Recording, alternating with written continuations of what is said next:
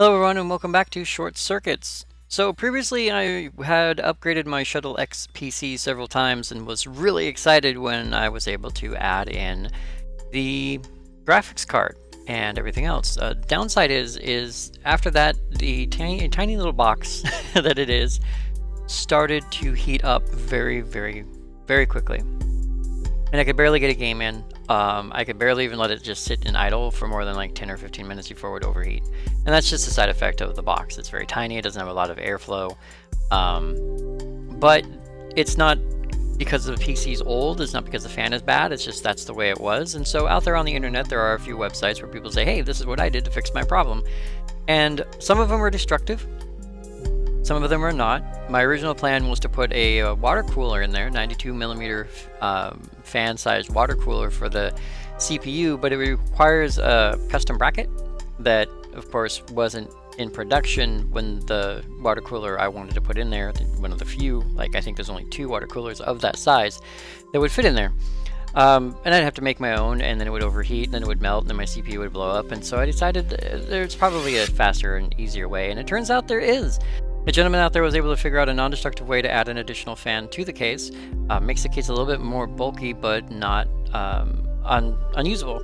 And to do that, what we needed first was a fan. And so that's what this is here. We got ourselves a 92mm generic Arctic F9 silent quote-unquote fan. So I do have to figure out how to get this cable into the machine in a non-destructive manner, and there's like 4 or 5 ways I'm certain I can do that. So that is not a huge problem. What is a huge problem are these screw holes here. So in order to get the fan onto the back of the machine, there are currently 4 screws that are like this. They're just regular screws. They thumb screws that you just screw in by thumb. And of course they'll fit in here, but they're not long enough. Now if you take a quick look, they don't go all the way through. And I need them to go all the way through in order to hold this fan in place. So what we're going to do is we're going to add standoffs. Now I have 4 standoffs here. I actually didn't test the size of these standoffs. I'm hoping they're the same as the longer ones. If not, I have longer ones. These standoffs are a little funky. I think these ones are tiny. Yeah, these are tiny standoffs. These probably won't work, but that's okay. I was hoping for the shorter ones simply because they're literally as thick as this is, so they're nearly perfect for size when it comes to fitting. But I was able to smartly acquire 2 sets of standoffs. And so I have longer standoffs here. Now these longer standoffs are larger, so of course they fit the screw head perfectly, no problem at all. And honestly, I don't know if I'm going to use this screw anyway, because downside is it won't, not straight anyway. I mean, it does look like it fits, but it comes in at an angle, so it's too bulky, too big. And the other downside is that these, if you look here, the best way I can demonstrate this is like so. These don't fit. They yeah, they're too big. These are about 5.2 millimeters wide, and these are 3mm holes. So they're off by 2 millimeters. Now taking a look at our fan size here, goes this way, spins this way, or that way. Yeah, that. I was looking at that screen. Goes. If air blows through that way, fan turns that way, which means I want the air blowing out, not in. So because of that, it's going to be sitting like this. So I've already taken the liberty of drilling out one of these holes, and so that's this little guy right here. As you can see, he's now nearly, it's just about 5 millimeters, and one of these can be very genially, and I'm not going to do it now because once they're in, they're hard to get out, but you can push them in and it will go all the way through. And as tight as it is, I may not even have to screw it in, but what I want is I want a pretty flush connector between the back of the PC and this fan, so it pulls air out without any kind of gaps or anything. I was going to 3D print a mount for this, but if this works out the way I think it will, I won't need to 3D print a mount. It should work perfectly fine. So I don't have a drill bit. I don't have a drill bit. I do have a drill, but I don't have a drill bit. I do, however, have a Phillips head screwdriver here. And I'm going to create a magnificent faux pas by doing this. Because this is a nice soft plastic, it doesn't mind, and neither do I. So it's a nice gentle push.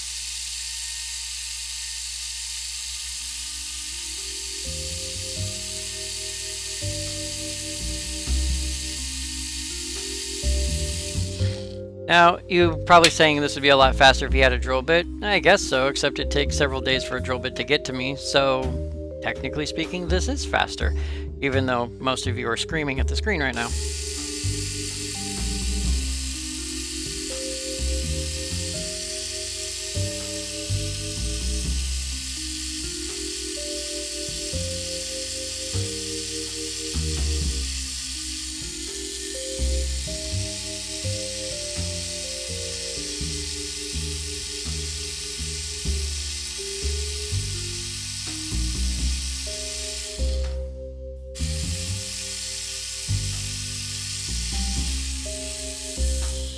And voila!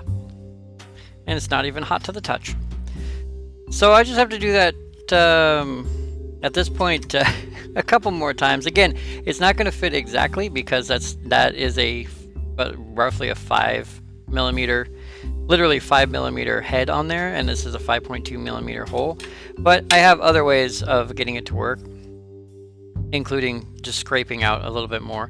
But I just have to do that 2 more times and we'll be able to set this onto these, which should screw into the back of the Shuttle PC.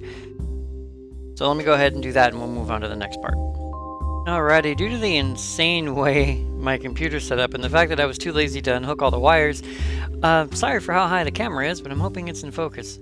So this is just a demonstration. This is not actually how I had the original fan, but this is a demonstration. Basically with the power cord here and all the other wires here, this kind of was nestled here, but there's like a huge gap. You can stick your finger under it. There's a huge gap right here. So this was pulling air out, but it wasn't doing it efficiently. And on top of that, this little guy right here is the connector that I'm currently using, and it's connected to, basically it's a 12-volt, 5-volt, 12-volt rail power line that plugs into the wall socket.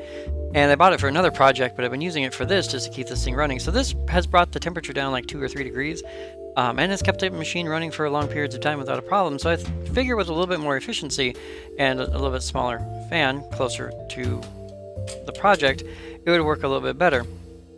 So that's why we did this one, and I have drilled all 4 holes. Are not perfect. I do have to be careful though. If I unscrew this all at once, there's a small chance everything may collapse and be horrible. So I'm debating on whether or not I want to go with these larger. Okay, that should hold it in place no matter what. So I'm debating on whether or not I want to go with these longer offsets, or if I want to go with the smaller offsets, because the smaller offsets will work and I can screw something into them, just not the original screws that I have here. And on top of that, I don't need those original screws if this fits. So I'm thinking I'll go with the smaller offsets. I say that knowing full well if I get these things in there and I can't get the fan off, I'm basically screwed. Or if I somehow shove the fan in. Let me see how wonky this gets. So I'm just screwing in the offsets here. Can't see this one, I know where it's at, but it's there, I promise. Right. And that offset's a little offset. Not a perfect grill, apparently. That's okay though.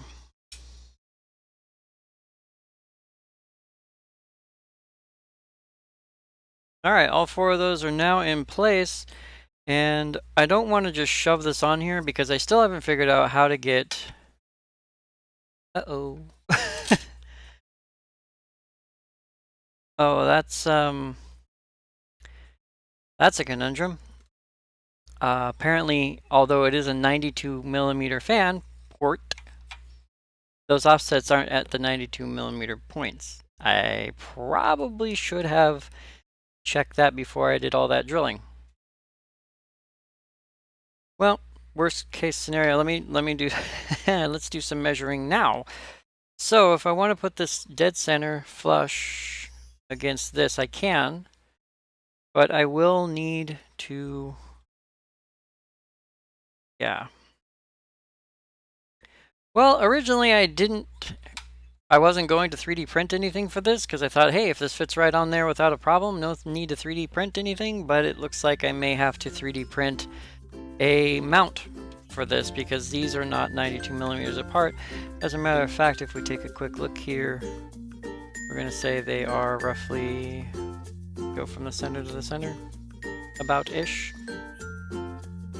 They are 70.1 millimeters, and of course 92 is actually the cross fan distance, which is, I'll go with this one, which is technically 99.2, which is why my fan's too long.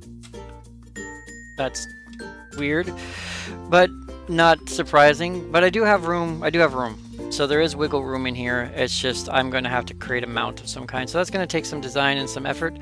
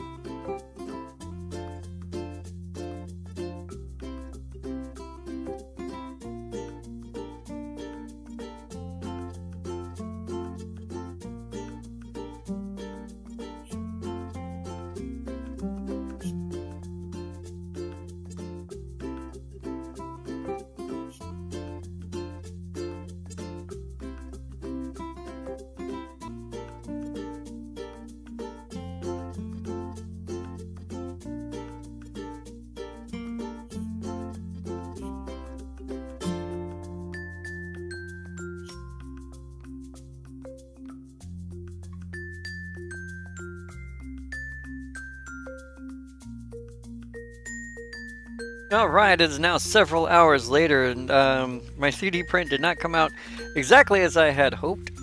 I don't know whether or not it was because of my design, or because of print misalignment, or 1,000 other things, but I've learned a couple of things with this particular design. This is my first ever 3D print, by the way, that I did on my own from scratch. I did test my printer with a test print, and it came out fine. This one started out fine, but then up here, because it printed in this direction, so top to bottom, and as you can see right here, it started to flake out. The layers weren't exactly set, and then as it went down, it got a little warped along this side and this side, and culminated in a bunch of layers here popping, and then the whole thing curves at the bottom because it's no longer aligned.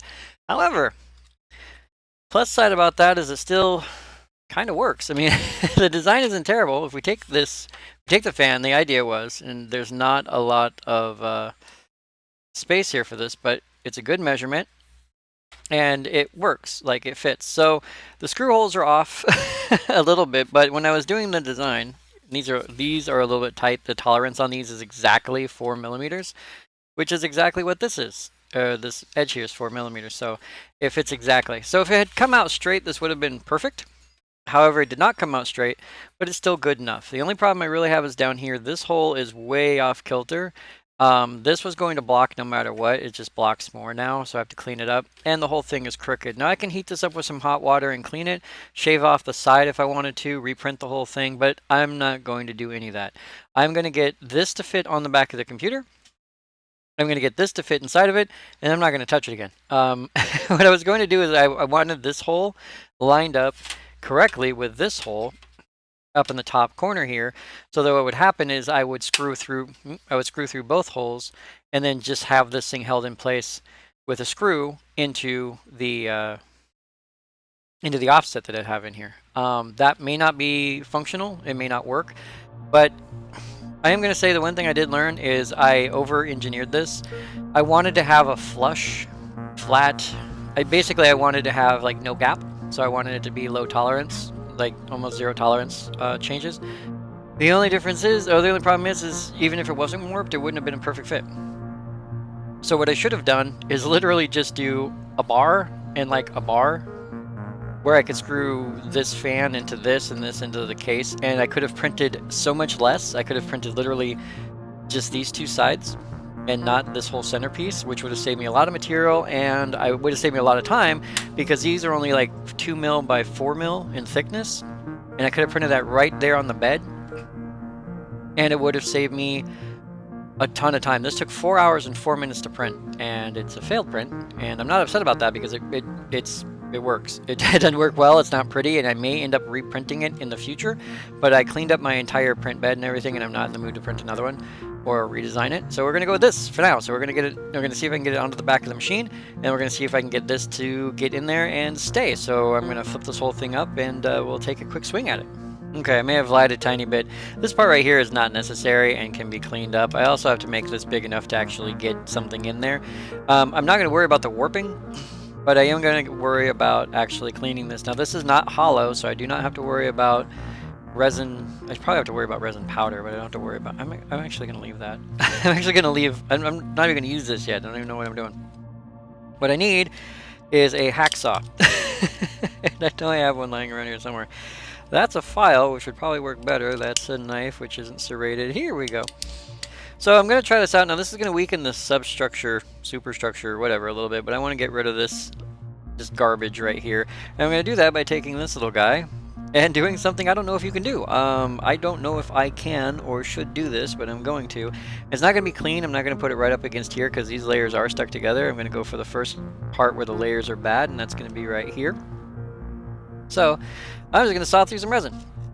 Again, don't know if this is bad for me or anyone around me. I will clean up the resin dust though, because, you know, it's resin dust. It can't be that great for you. Worst case scenario, failed print still works as a experiment for something.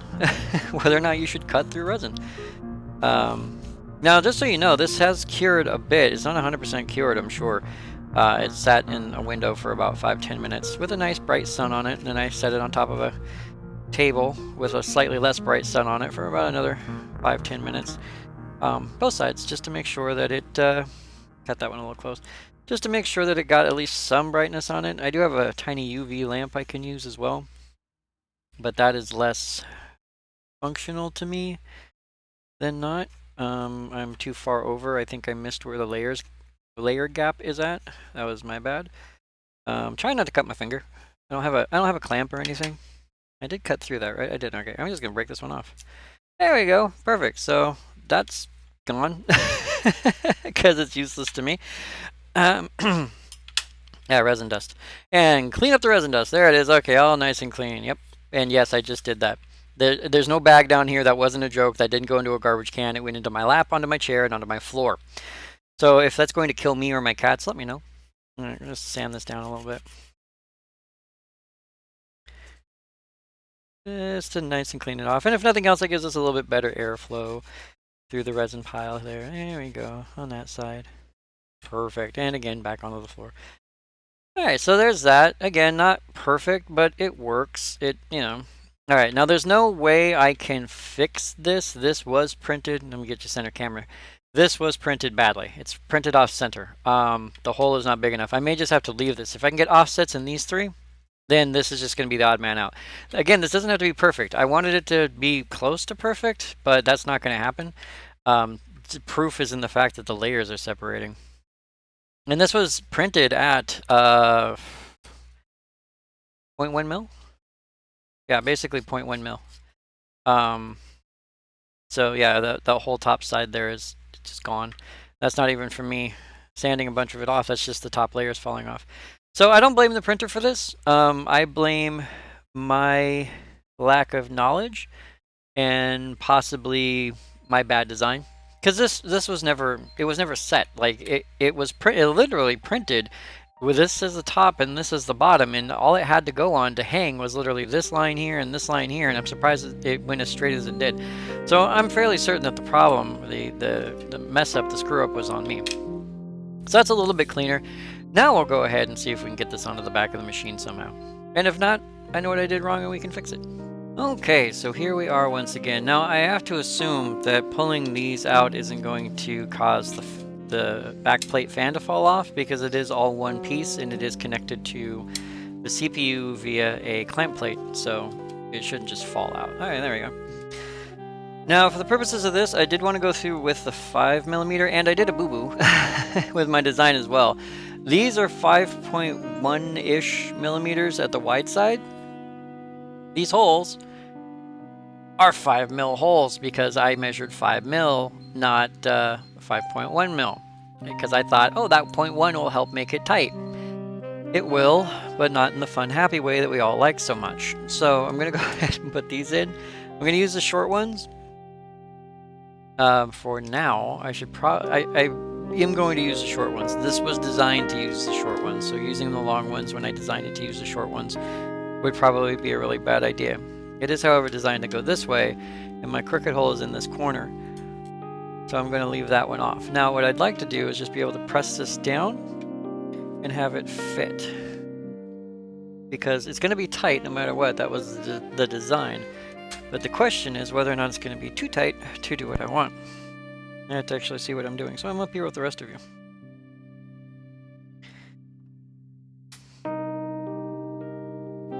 Well, I heard a pop. Don't know what the pop was, but I heard a pop, so... There we go. Oh, yep, okay, I broke that arm there. And I'll probably break this one too. Whoop, there we go. Alright, so weak parts of this right here, if you can see it, it's cracking open. That's okay. I thought that might be too thin. Come back up. What part? Did this one break at all? This one didn't break. This one broke. I'm okay if it breaks though, because this curl will be enough to hold it in with tension. So it's got some design flaws, but at the same time, yep, snapped it right into. It's got some design flaws, but along with those design flaws, it's got massively poorly designed issues. Okay, I'm liking that. Now, I put a lip in here, and the reason why I put the lip in is because this right here, and I didn't measure that lip, but this bar is actually just as high as that lip, so it fits really well. Alright, so the fan spins this way, and air goes that way. So this should fit there.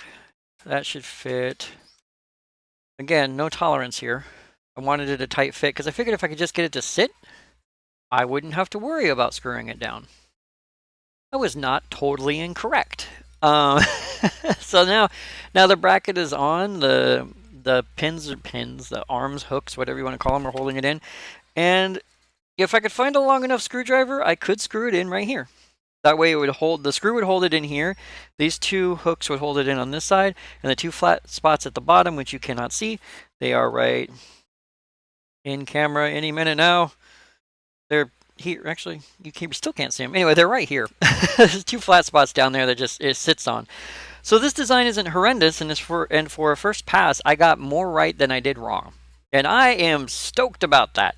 I know that there's some coverage issue here, but that's just because of the way the bracket works. Again, flawed design, but it's a prototype, and it kind of works a little bit. So now with that out of the way, I have to get this little guy right here inside the computer. Now the instructions that I've linked in the description have you go through this, and I don't see why I shouldn't. That's why I put it on this. That's why I put the fan on this side, because the cable is small enough. And believe it or not, instead of a screw being here, if I tighten this down and I don't crimp this cable off completely, at worst case it'll hold it like a rope, like a tie down. And as bodgy as that is, I think I like that better than not. So let's go ahead and pop this little guy open and see if we can pull all this apart enough to get this fan in.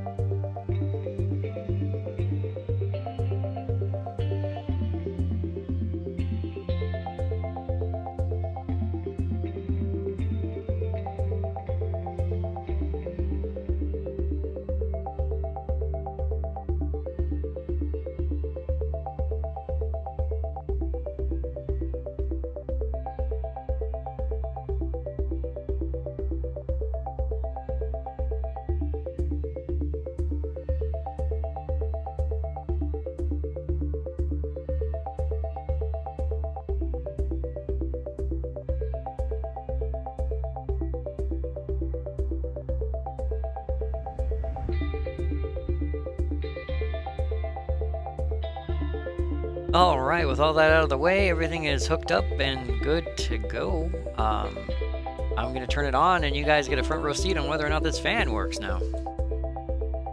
Hey, and there it is, fan is running. Now all I gotta do is kind of a soak test, see how hot this thing runs with this new fan stuck on there, and hopefully it'll bring the temperature down a little bit.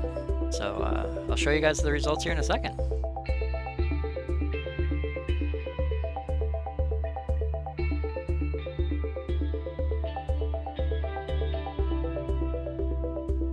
Alright, so I just had a rousing game of Call of Duty on here because I figured if that was going to push the limits of the CPU a little bit, plus it's one of the most hardcore things I have installed right now. And as you can see, the case temperature is up to 44, the CPU temperature is up to 52, and it's just kind of chilling at that marker. That is a positive event because that means that the fan is working. I was able to play for 15-20 minutes without any kind of errors. And I'm certain that I can actually like feel the air being pulled into the sides of the case. And it's coming out nice and warm on the back, so we'll see how everything survives. Now, as you can see, it's already gone down 1 degree for the CPU temperature, so it is working. Soak test complete. I can't say it'll be 100% stable all the time, but it's a far better site than it was before, where I couldn't run it for more than like 5 or 10 minutes. Playing a game at most before it crapped out on me. So I'm going to go ahead and call that one a win. If for no other reason than because even though everything didn't work 100%, it works well enough. And although some things can be made better, I think I like the way it turned out. The fan doesn't add too much to the case, and I didn't have to damage anything in case I ever want to go back to stock for some horrible reason I can't fathom at the moment. So I'm going to go ahead and call that one good. So once again, I would like to thank you all very much for joining me, 4KB Short, on this episode of Short Circuits, and I will see you guys next video.